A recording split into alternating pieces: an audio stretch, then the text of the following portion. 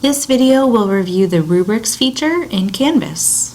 To begin, I'm going to click on Assignments on the far left navigation menu. And I'm going to click into the test assignment that we built for another video. And if I look at the bottom, towards the bottom of the assignment itself, I see that I have the option to add a rubric. So I'm going to scroll down and see what that offers me. And first I can title the rubric. So we're going to call this Demo Rubric 1. One thing I want to point out to you here is that if you have another rubric for another assignment that you'd like to use, or if you have another rubric for a class that you're associated with, so here are all the classes that I'm associated with in Canvas, I can actually select that course, go into the course, and find that rubric, and then I can choose to use that rubric. So that's one way that I can use existing rubrics and use rubrics between classes. But if I want to start a new rubric, which I do, I can title it, and then I can go into adding my criteria, my ratings, and my points. So first of all, you have two ways that you can choose to create rubrics for your students. The first is providing free form comments. So that would change this to having a description of criteria and some kind of rating where you would put in comments for the student and a maximum point value that then you could choose whether you want to assess and give them the entire point value or a lower number. The option I'm going to create for us today is going to instead have ratings pre-set out worth certain amounts of points. So I have a 100-point assignment here, so I'm going to add 4 criteria that are each going to be worth a maximum of 25 points.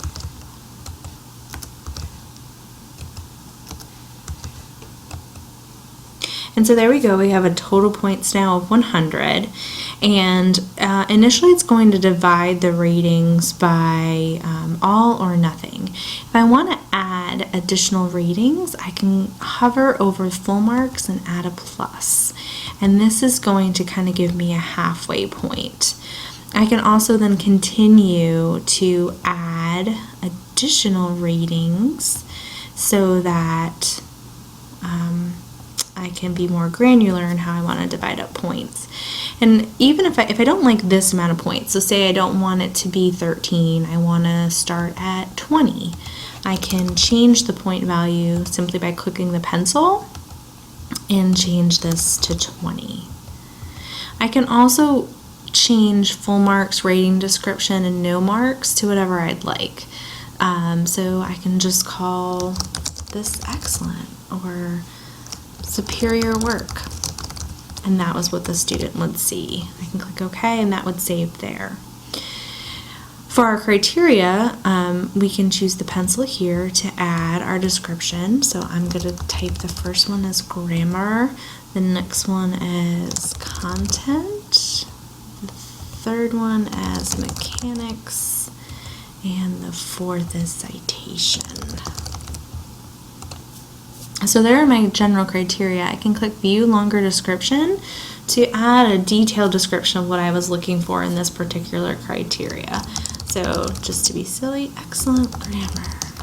And I'm going to update that description, and then the student would be able to click there to view the longer description in their view of the rubric.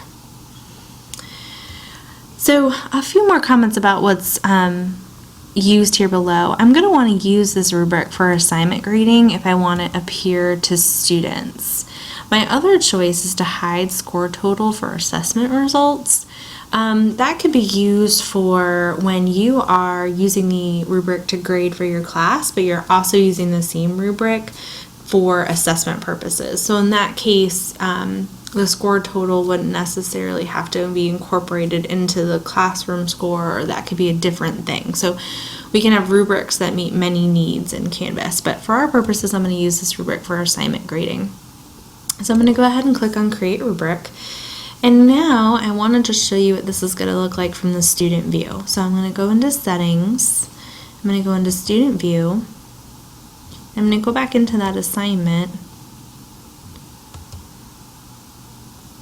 And now notice the student would not only have the detailed instructions that I put in and all of the rules about when it's due and what kind of files I'll take, but it also, the student would now be able to see this rubric.